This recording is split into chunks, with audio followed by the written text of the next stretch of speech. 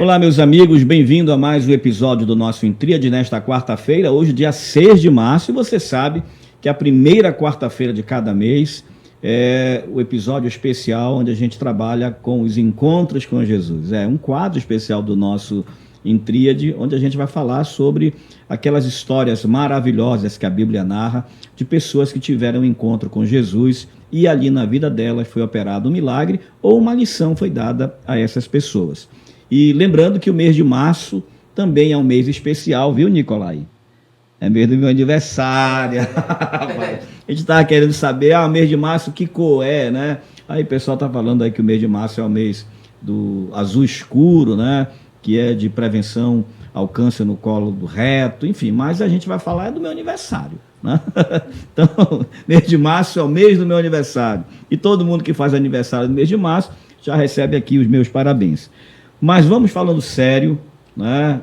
Para você que tem acompanhado o Intríade, manda esse episódio para muita gente. Você pode ajudar a gente a dizer lá para o pessoal do YouTube que vale a pena ter esse programa no ar, porque tem muitos conteúdos muito relevantes que com certeza leva até as pessoas informações e esse conteúdo tão importante de diversas temáticas. Bom, no nosso encontro com Jesus hoje, eu vou falar de um episódio muito importante, muito grandioso, porque trata-se do encontro de uma pessoa que vivia perturbado, atormentado por espíritos imundos e teve um encontro com Jesus. Trata-se daquilo que a Bíblia chama de o endemoniado, gadareno ou gerazeno.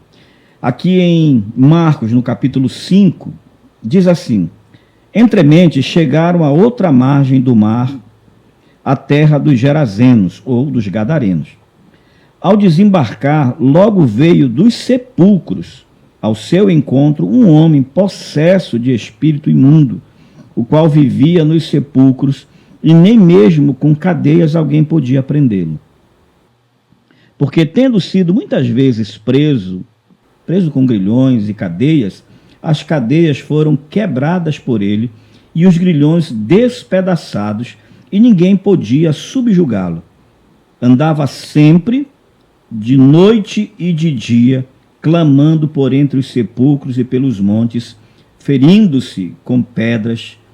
Quando ao longe viu Jesus, correu e o adorou, e exclamou com alta voz: que tenho eu contigo, filho do Deus Altíssimo?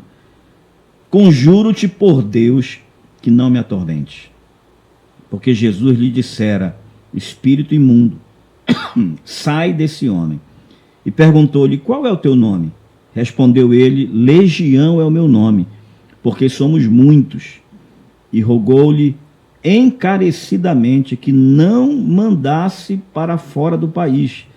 Ora, pastava ali pelo monte uma grande manada de porcos, e os espíritos imundos rogaram a Jesus, dizendo: manda-nos para os porcos, para que entremos neles. Jesus o permitiu. Então, saindo os espíritos imundos, entraram nos porcos, e a manada, que era cerca de 2.000, precipitou-se despenhadeiro abaixo para dentro do mar, onde se afogaram. Os porqueiros fugiram e o anunciaram na cidade e pelos campos. Bom, esse texto aqui relata e retrata a história de um homem que vivia peregrino, perambulando pelas ruas, e especialmente, na verdade, por não poderem contê-lo, passava dia e noite andando, inclusive por meio dos sepulcros, nos cemitérios. Era alguém perturbado de tal forma que uma inquietação absurda tomou conta da sua vida. Não tinha lugar para ele na casa dele, provavelmente era alguém que tinha uma família, com certeza, mas que devido a toda essa perturbação, aqui a história narra que esse homem era possesso de espíritos imundos. Claro que talvez, se fosse para os dias de hoje, poderíamos dizer que ali havia apenas uma perturbação psicológica, psiquiátrica, enfim. Mas, como a história narra e do jeito que ela narra, ela vai apontar que aquele homem era possesso de espíritos imundos, de modo que ele quebrava cadeias com uma força descomunal. ninguém podia prendê-lo. Imagine que é uma pessoa perturbada que não dorme dia e noite, sem poder dormir, andando de um lado para o outro, vivendo como um habitante dos sepulcros. Olha só que coisa triste. Jesus vai passando por aquela cidade e esse homem vem ao encontro de Jesus. Ele não vem simplesmente por uma questão de lucidez dele, não é uma busca dele naquele momento. Jesus está atravessando perto do caminho daquele homem. E alguma coisa provoca naqueles espíritos imundos que estavam tomando conta daquela vida, daquele psiquismo, compelem a irem até Jesus e de maneira muito estranha para quem estava ao redor, aquele homem se prostra e adora a Jesus. A ideia que o texto mostra, que aquela adoração, que aquela rendição não era simplesmente do homem, mas dos próprios espíritos que viam em Jesus a grandeza de quem de fato ele era. E eles exclamam, inclusive, a Jesus: o que temos nós contigo, Filho do Altíssimo? Eles reconheceram que aquele homem que estava ali, Jesus, era de fato o Filho de Deus, o Filho do Deus Altíssimo. E é interessante porque um homem perturbado, sofrendo todo aquele tempo, ninguém teve condições de resolver essa situação da vida daquele homem. E é mais interessante ainda é que Jesus atravessa próximo de onde ele estava. Porque acontece isso. Muitas vezes, Jesus vai atravessar e vai passar pelo caminho de alguém que nem tem condições de ir até Jesus. De alguém que não tem mais nenhuma força, nenhuma lucidez e nenhum domínio da sua própria vontade para procurar Jesus. E Jesus vai lá e atravessa o caminho dessa pessoa. Talvez Jesus esteja agora, nesse momento, atravessando o teu caminho através desse episódio do Intríade.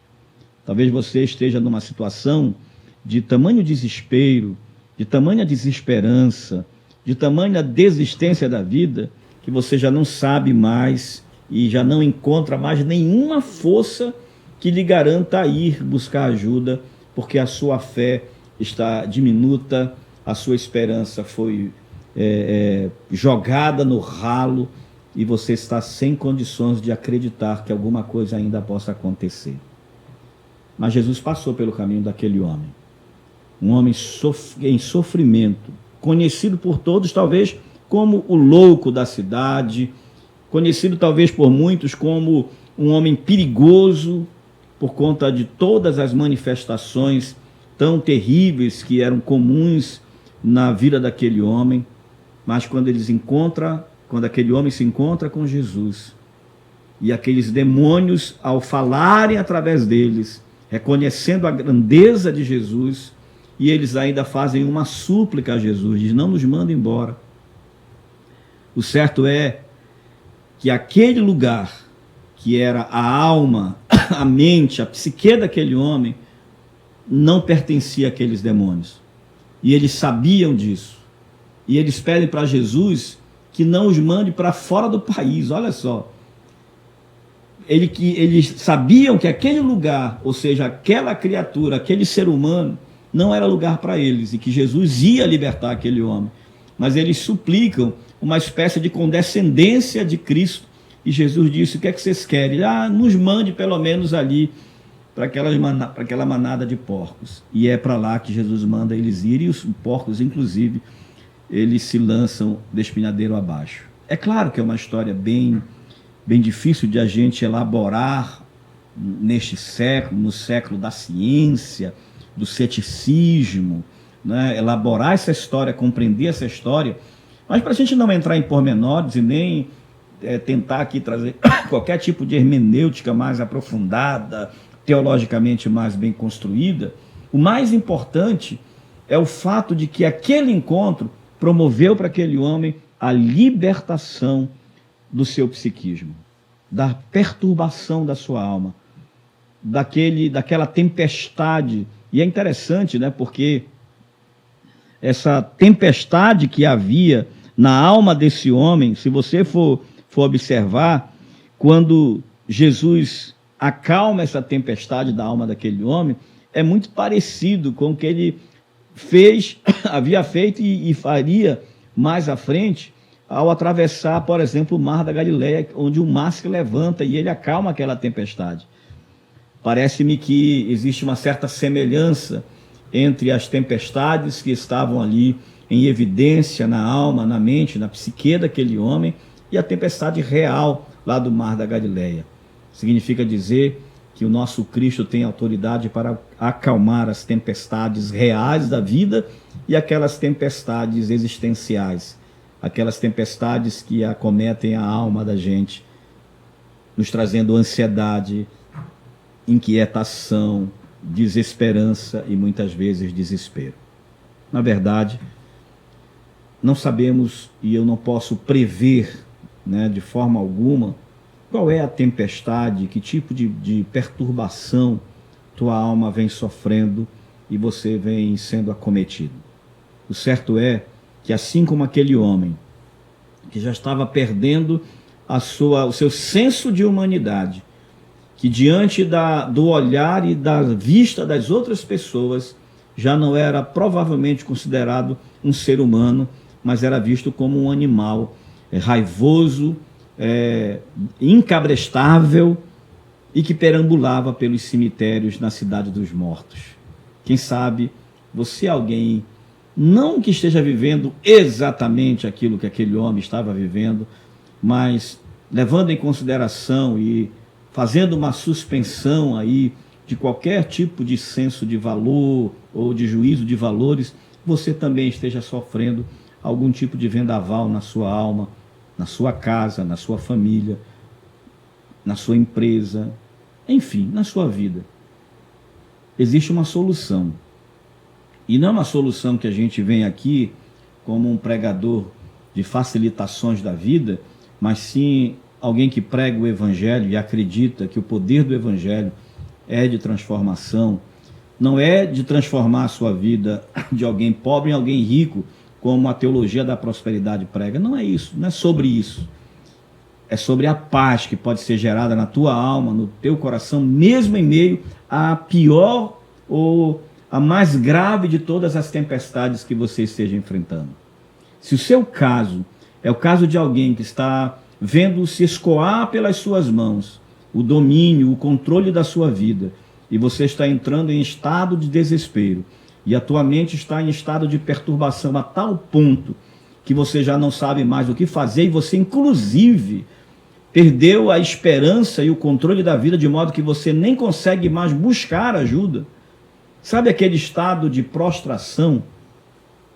Aquele estado em que a pessoa diz, eu não sei mais o que fazer, e a pessoa está totalmente rendida, jogada, às circunstâncias. É hora de você se levantar, porque se você está conseguindo hoje ter acesso a esse episódio do nosso Intríade, é porque Jesus está passando agora no teu caminho para dizer que assim como ele fez com aquele homem, lá do capítulo 5 do Evangelho de Marcos, libertando de toda aquela perturbação em seu psiquismo, quebrando as cadeias daquele homem e promovendo nele uma paz absurda no seu coração, ele, Jesus, o príncipe da paz, também está aqui hoje, nesta primeira quarta-feira do mês de março, para chegar até você e dizer, meu filho, você está livre. E você permitir que a presença gloriosa, preciosa de Jesus entre na sua casa, inunde o seu coração, aquiete a sua mente e promova para a sua vida a calmaria daqueles que aprenderam a conviver e a viver aos pés e a viver junto com aquele que nós chamamos de Príncipe da Paz, o nosso querido Senhor Jesus. Que Deus te abençoe e sobre a tua casa e sobre a tua vida, Ele mande esse sopro de paz, de alegria e de esperança. Deus abençoe você.